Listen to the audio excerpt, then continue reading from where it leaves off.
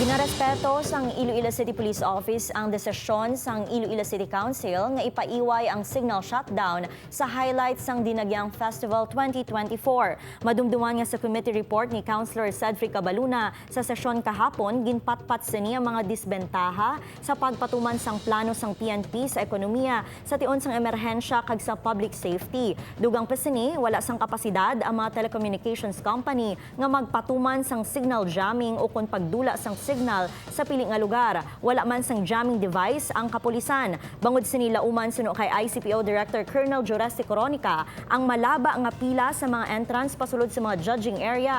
Bangod hugot nila nga sikyaron ang mga gamit sa mga bisita. Dumilian man ang pagdala sang backpack kag maleta. Kapin 2,500 ka police personnel ang iga-deploy sang ICPO sa Dinagyang Festival 2024 sa pagahiwaton nga stand-off ceremony karon sa hapon.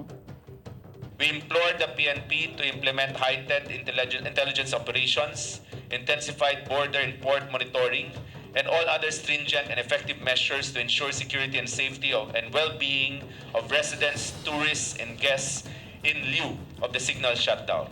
May ara kita nga plan B, no? Na preparahan naman nato na anticipate nato na mga posible nga matabo. So wala naman, di naman kayo ma-surprise na kay ano naman kita nga may ara kita sa plan B.